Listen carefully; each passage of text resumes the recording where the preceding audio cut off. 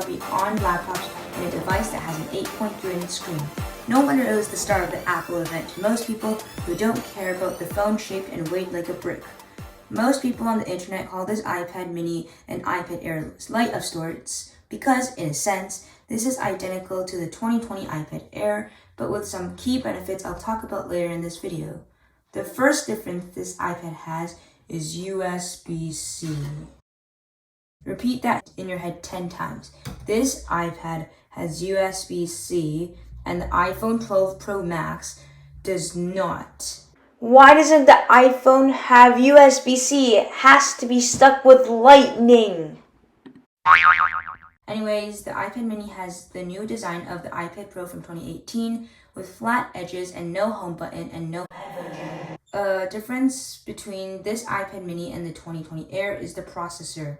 This iPad mini comes with an A15 Bionic chip with the 5-core GPU and the 4-core CPU that came out with the iPhone 13 Pro Max, albeit a bit downgraded. As you can see from my Geekbench test, wait, not this benchmark, I'm gonna do Antutu. Oh, got my benchmark from last time. So basically, this iPad got a score of 768,934, which is with the A15 Bionic chip. I know these specs if you want to read. It has 227 PPI instead of 226 on the last model. And yeah, that's about the scores. Like, benchmarks are for people who want to see a visual numbers. So yeah, but in day-to-day performance, this is just snappy. I mean, you can just go through random apps and they will load almost instantly. And like open numbers, for example, that's almost instant. And since Apple's RAM memory is so good, it can go back to like any app and it won't reload unless I open a bunch of apps like, I don't know, Keynote, I already opened that. iTunes, see, it loads really fast. And yeah, what else do I say? It's a fast tablet, okay? And this new iPad mini is also capable of connecting the second generation Apple Pencil, which is about 1,000,000 times better than the last generation. And that is because it can magnetically connect and charge and stuff without having to plug it in like my old Apple Pencil. And yeah, the latency on this is not the best, as it does not have 120 Hz buttery smooth animations, as you can see from the slow-mo clip. But in real time, I don't think most people, well, a lot of people would care, but chances are, if you are gonna have this iPad mini, you're not downgrading from an iPad Pro. And if you are, well, it's best if you set it to the iPad Pro to limit frame rate, or else this will feel slow and dull and stuff like that. Also, this iPad mini is pretty nice for drawing, as it has all the iPadOS 15 features and stuff. You can put on, I don't know, you can draw a square, and since this is the Apple Pencil, you have pressure sensitivity, so if you can do really light and they're really heavy, and the pressure will change and stuff. Or if you draw a really thin line to a really thick line, that's not the best example. Yeah, as you can see, it can change the thickness of the line. Oh. And yeah, for taking notes and stuff, I'm gonna say it right now. It's not the best, as it can't really zoom in, but if you have notability and stuff, yeah, that would work.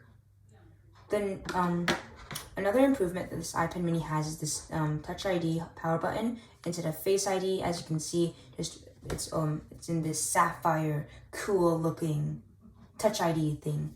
Also, you can find the 2 volume rockers. But yeah, it's really quick. And to be honest, I wish Apple would just include both Face ID and Touch ID because sometimes I would like to use Face ID when I'm inside the house, and when I'm outside the house, Touch ID is super convenient since we all wear masks these days. And yeah, the most important upgrade for me is the speakers, since the last one, although no one did complain, it did kind of suck.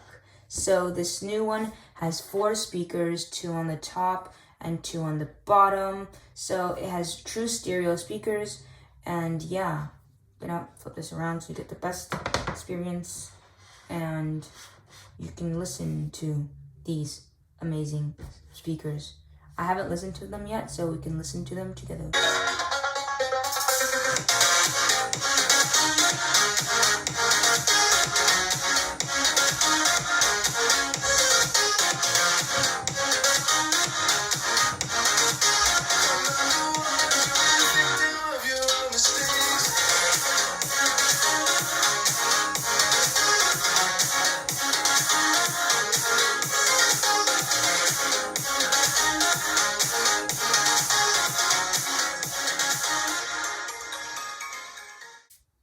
And yeah, that's the speakers.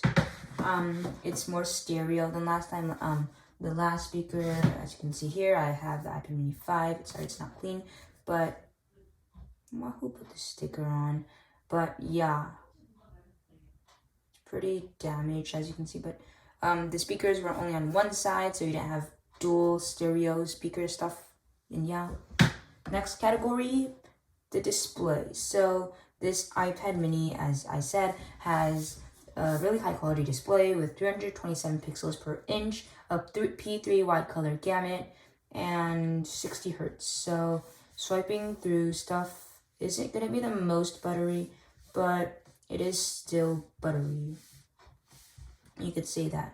I'm going to find a P3 wide color test. So basically, this means that here, this WebKit logo can be seen on this iPad, whereas on other iPads, I'll shoot a B-roll here since I don't have it now. Yeah, they don't have P3. So that is a nice thing. You have more colors, a bunch more compared to just normal sRGB. Like if you took a screenshot of this, this is what you would be seeing on the 9th generation iPad. This is what it would be looking like on the iPad mini and up. But first, the answer to the question you've all been waiting for: can you use this iPad mini as a phone? Hello? Hi. Do you like the look of the inside of my head or my ears? No? Okay, I'm using FaceTime since I don't have a SIM card. Oh, you can use Google Voice and get a free phone number? Sure, I'll try that. Oh, and this conversation is not private, so I'll talk to you later since I have stereo speakers. Everyone around me can hear me. Okay, see ya.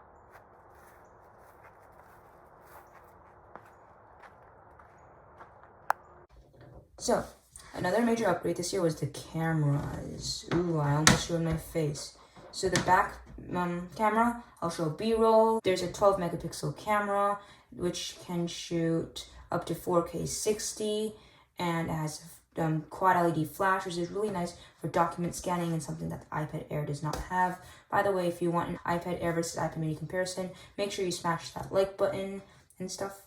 Also, this camera, ooh, you can see my iPhone. You can have an ultra wide mode, which has a really wide angle since this top camera is 12 megapixels, and that also enables a feature called center stage. I'm sure you've all heard of that before, but basically in this clip, as you can see, so there are some big changes to the camera department, and that enables FaceTime, like center stage, where you can move your head and it would track you while moving it. And yeah. Ow. Okay. Cut that. Future. So, basically, that is basically everything new about this iPad mini. I think I've covered everything. If you like this video, smash that subscribe button as of right now.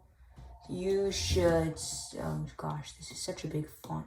Subscribe, and that would help me make new videos every week and stuff. I'm trying to make videos more often, so yeah, subscribe and peace.